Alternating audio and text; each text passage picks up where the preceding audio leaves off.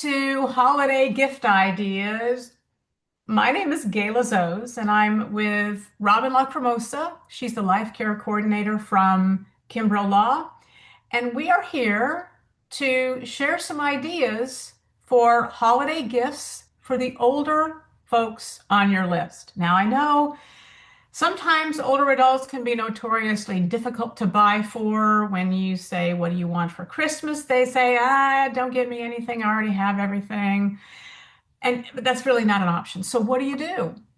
All right. What we're going to share today are some ideas for gifts that are meaningful, usable, gifts that your loved one might actually like.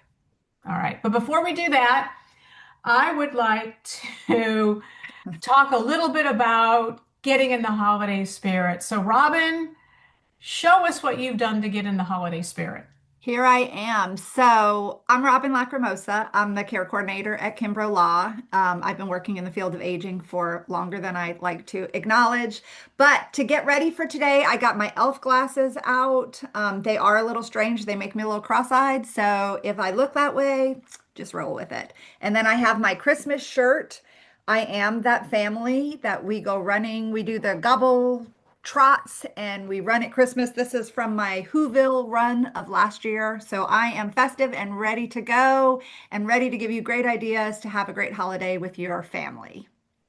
Oh, that is awesome. That is awesome. I did just a little bit to get in the spirit. I am wearing a pair of charcuterie board earrings that you might be able to get a glimpse of during this presentation. They kind of blend in with the lit windows in my festive background. But anyways, let's get right to it. I'm going to share my screen, and Robin, you're going to be talking through each gift option. First on the list, Robin, is the memory blanket. Talk about that.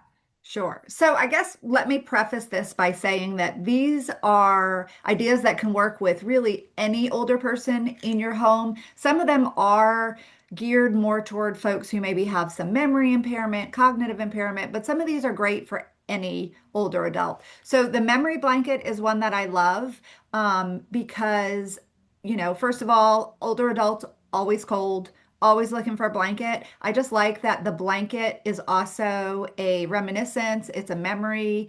You can put pictures of them when they were young, their grandchildren. You can really do anything and put any pictures that are special events or funny memories.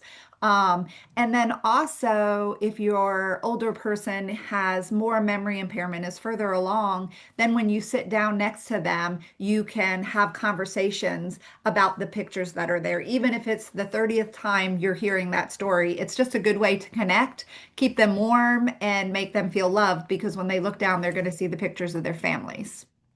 I really like this because it's kind of a way to snuggle with a photo album. It makes, Mhm. flat, cold pictures in an album or on a phone. You're basically wrapping yourself in them. There's something really cool about that. Where I got this idea was actually a video that I saw. I believe he's in Scotland, and one of his caretakers, his wife had passed away several years ago, and made a pillow with her face on it, and he hugs it and kisses it because it makes him feel like she's with him. So that's where I got the idea for this blanket. Oh, I think that's brilliant. Okay, let's go to the next one, which is a cell phone. What makes this unique? So, for a lot of older adults, they are not as tech savvy, and I'm going to include myself in that. There has been many a time where I have, just last night, I somehow put my keyboard when I was trying to text in French. I don't speak French. I don't know what happened. And I basically tried to figure it out, gave up, went to my 16-year-old. 10 seconds later, I was back in the business. So cell phones in general can be a little overwhelming, but then especially as you get older, if you start to have memory issues, really it becomes a processing thing. So too many options really is overwhelming, and then they just can't figure out how to use the phone. I'm sure almost everybody out there has gotten random phone calls by accident. but especially from the older person in your life. So they have a couple of cell phones that are specifically designed for older adults, especially those with cognitive impairment. One's called the RAZ, one's called the Jitterbug. And they are like this, the very beginnings of cell phones, the flip phones. They only have a couple of buttons. You can put in the people that they can call. They can't necessarily get on Amazon and accidentally order 100, insurers. So it makes it very basic, but it also works a lot better and allows them to hold on to their independence longer because they can work this cell phone. So I really like these. I have a lot of clients that have them. They just go on your regular phone plan. It's just a different kind of smartphone for them. Well, I think this is really a great option for anybody who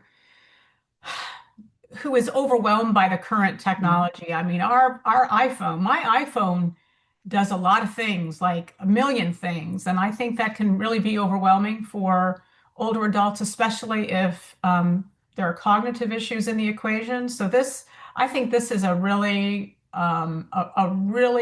thoughtful and good gift idea for somebody who wants to use a phone. Yeah.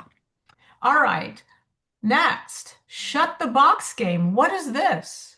So this is a fun game. There's actually a local pub that has it and we go and play, but this is a great game for older adults too because it's kind of a concentration memory game flavor to it, but a lot of the memory games are too childish. Think of the games you played with your kids where you matched the two giraffes or you had to remember where the two elephant pictures were. But this is a similar type of game. You roll, you do the numbers. You can play by yourself, but it's usually 2 to 4 players. And I like that it's a small group. So if it's just a caregiver spouse and her husband, the two of them can play this game. They can also play it independently, and it's helping them get all the cognition, thinking, remembering, all of those kind of things. But it's a game, but it's also age appropriate for them. I think this is a great idea because there are very few games out there that are simple enough for anyone to play. I mean, I have grandsons. They range in age from 18 months to 7 years old. And playing games with them is a lot of fun, but they've got to be super simple. And I think the same thing happens when you get to the other end of the age spectrum. And this is the only game that I've seen that really does a good job of keeping it for adults. You know what I'm Right. saying? And the other thing I will say is that just because it may not be clear, those number tiles are attached. So you either flip them up or you lay them flat. So there's not pieces to lose. You got to keep up with the dice. That's about the only thing. So it's not like these are going to fall out and have to be put back in a certain order. They are actually attached and they just flip up and down. So it's a very compact. People take these with them. It just goes into a little bag and they're very portable. Oh, that sounds great. Okay, let's see what's next on the list. Oh, Walker squawkers. What this is this? This I'm so excited about. This is my favorite thing that I found this year, and I am so tempted to get one for myself. So the walk, and I don't know if it's just because the name makes me laugh. So these are two little birds. They're like robotic little birds, and they run on batteries, and they attach onto the front of somebody's walker or rollator. And they are motion sensitive. So you pet them, they ruffle their feathers, they sing different songs. One thing I noticed is a lot of people have connections to birds. They are avid bird watchers, or just, we see birds all the time. And especially for people who are living in a community and maybe are not outside as much, I love this idea for them. It's like having a little portable pet that you don't have to feed or clean up after. The other thing that I really like about this is if your loved one has one of these on their walker and say they live in an assisted living community, walking down that hall with this bird singing, people are going to stop and interact with your family member. Who is that? What is that? How is that working? What's the bird's name? So I love that the person who's maybe a little bit more shy and tends to just shuffle down the hall and people smile at but don't really interact with are now instantly going to have that interaction and people interested in what is going on with this bird. Well, you know what this reminds me of in terms of generating engagement? You know, if you've got a dog and you go walk in the park with your dog on a leash, there's nothing like a cute dog to get someone to stop and say, "Oh, I love your pug," or "Oh, that's such a beautiful puppy." And then a conversation and maybe even a friendship springs from that. And this is similar to that. Exactly. Yes. I just love this. I just think it's such a great conversation starter. And I mean, just imagine walking down the hall and having a little bird singing as you go. You know, I actually thought about buying one of these for myself just to see what it's like because it is so hilarious. Practical and hilarious, I think sums it up. All right, let's go to the next one. A window bird feeder. Talk about this. So these are very popular with really all ages. I remember when my son was young, we had one of these on the window outside of our dining room. And while we would eat dinner, we would watch the birds. But these are really great for people who are not as mobile, are not out and about. I see a lot of these at skilled nursing homes in the windows. And they're just a great way to have those residents feel connected with the outside. The only thing about these, obviously, is you have to remember to fill them up. But even sometimes I've had families that have been out filling them up, and the resident just thinks it's hysterical because they're out there, going in through the bushes to get to the bird feeder to put the bird seed in.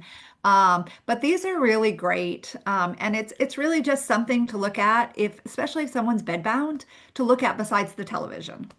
Just watch what's going on. They get to where they name their birds. They have particular birds that, they see all the time. They get really invested in some of the birds that come fairly regularly.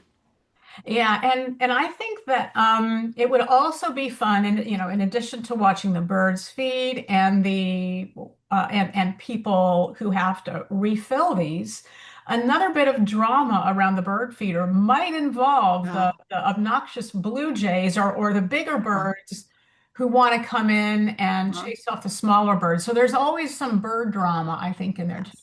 And the squirrels. Yes. Yes, the squirrels and maybe even Yes. an occasional raccoon. Oh, Yes. so much fun. Okay, let's look at the next one. All right, talk about this radio. So I thought this radio was really interesting. It is basically you open it and the music comes on, and you close it and the music goes off.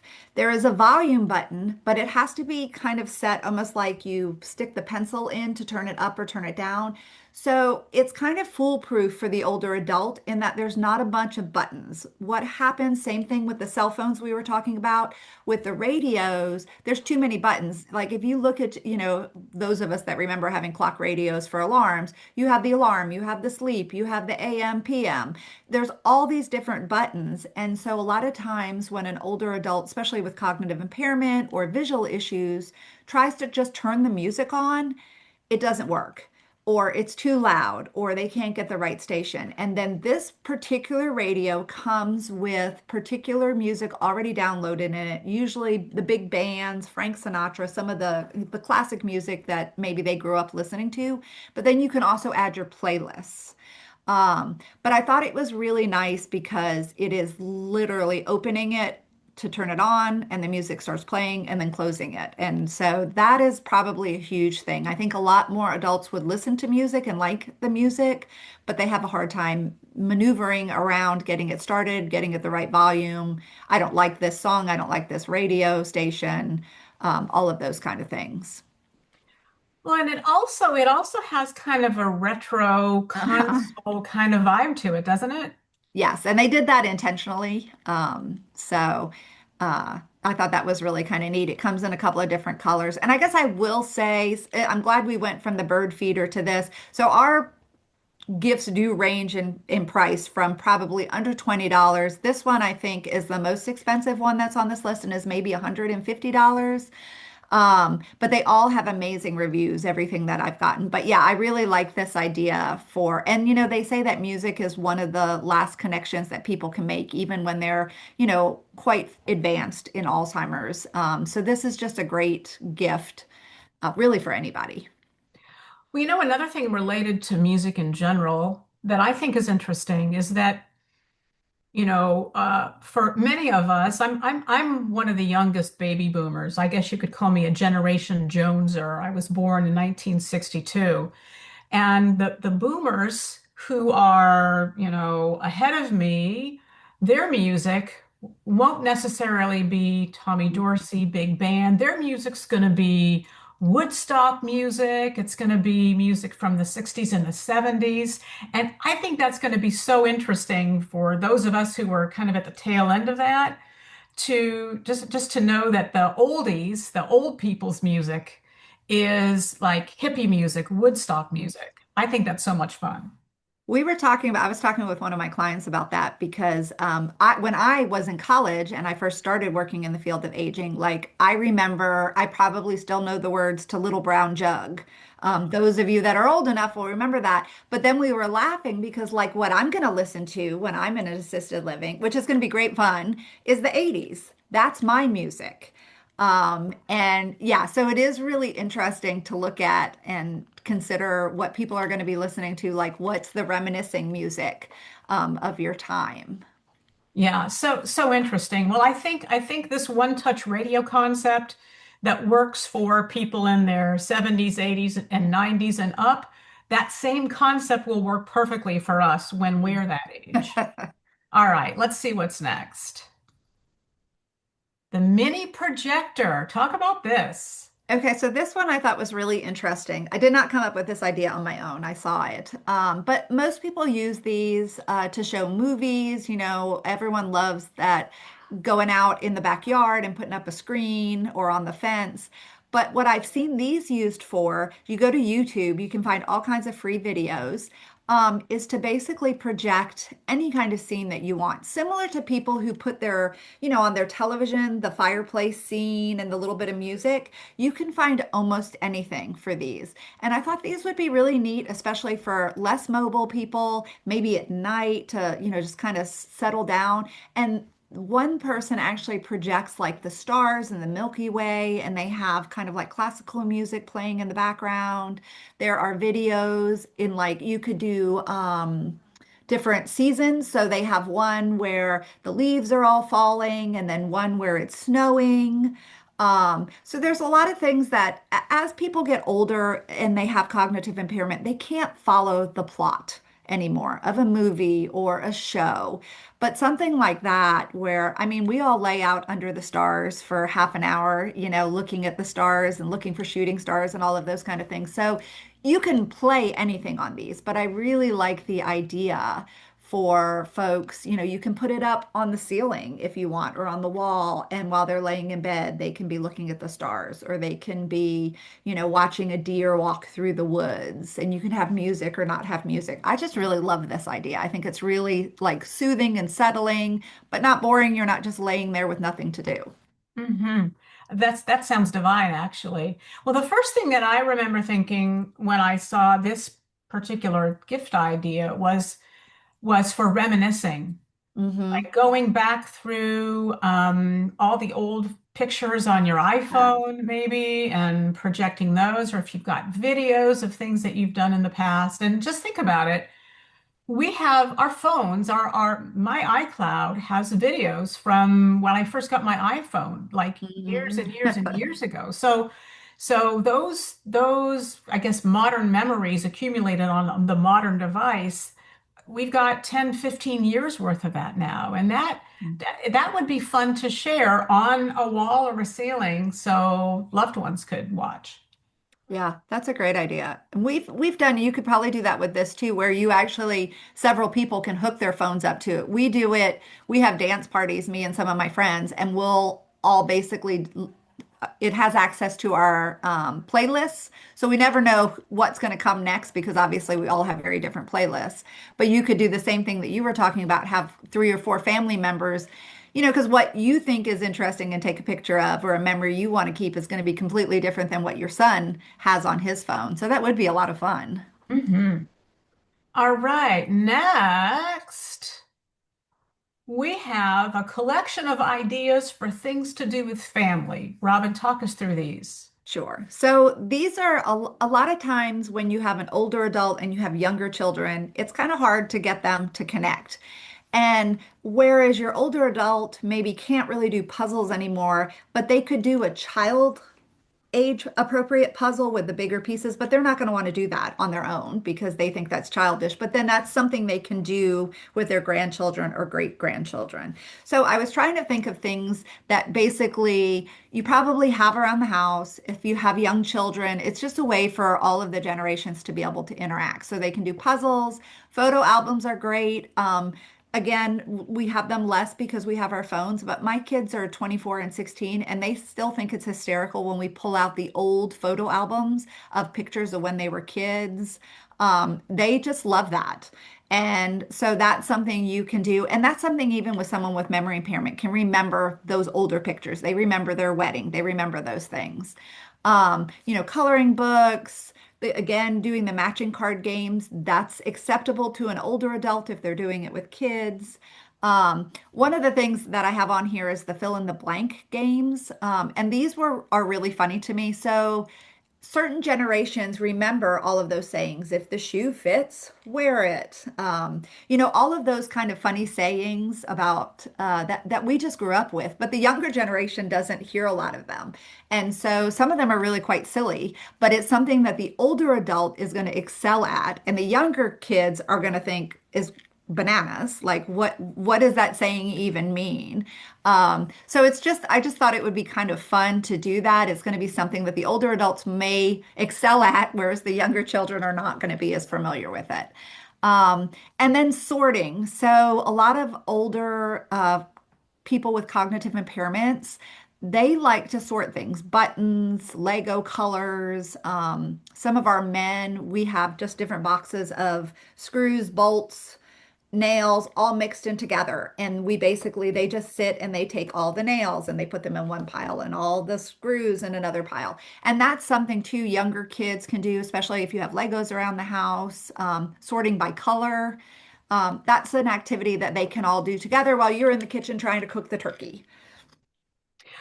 Well, just a couple of comments on this list. First of all, I think that all of the, you know, scooping together games that you could do with grandkids or great grandkids is really inspired because that connects the generations, and it gives the older adult a reason to be doing something that they may think is for kids. But the thing that really is uh, really in my mind at the moment is the fill in the blank saying game. Okay. So when you were talking about that, my brain was coming up with some of these things like a bird in the hand is worth, two in the Yes. bush. And so there's a lot of those that the young kids wouldn't know, but I'll tell you, the young kids have a couple that make no sense to us. And the latest one, and my grandsons are both into this, it's the 6-7, where they're doing Yes. 6-7, 6-7. But I think the fill in the blank saying game is perfect to give an older adult the ability to recall some of those things from way back when that are probably still in the memory banks, and you get to Exactly. baffle the kids with them. Yes. I'm glad you thought I said if the shoe fits and then I drew a blank for the other ones. So I'm glad you remembered some. Yeah, there are probably some other ones. I'll remember them after we're done with this. Okay, let's continue. All right, a few more ideas. Walk us through these. So these are just things that are helpful, especially as people are beginning to have memory issues or just as they're aging. The extra large digital clocks that can are more easy to be seen. They have them now too that will actually say like what the day of the week is and what the date is. A large wall calendar where you can write activities or things that are going on. Same thing with the dry erase board. I have some clients who have a large dry erase board and they basically write out the week's activities. So the person knows, what to anticipate and it sometimes helps eliminate some of those repetitive questions. What day is Gala getting here? When is Gala and the grandkids coming? When am I going to see them? So you have that on the board. And then the audiobook subscription, sometimes as their eyes are failing and or if they have cognitive impairment, it gets harder to read and follow, but a lot of times they can listen to those audiobooks. Our library, I think some of the other libraries have them. It's called Libby, and you can actually get audiobooks for free. But they also have lots of audiobook subscriptions, and it's just something they can listen to. And whether they really follow the whole thread of the story sometimes is less important than them just feeling like they still can read, or they can still listen to a story like they used to. Oops, I think I just That's went okay. backwards. All right, let's continue. Okay, so we've seen a lot of great gift ideas. If you're watching this and you're wondering where and how can I get some of these for the older folks in my life, or maybe even for yourself, here's where to go. You go to this URL and you can download the gift guide.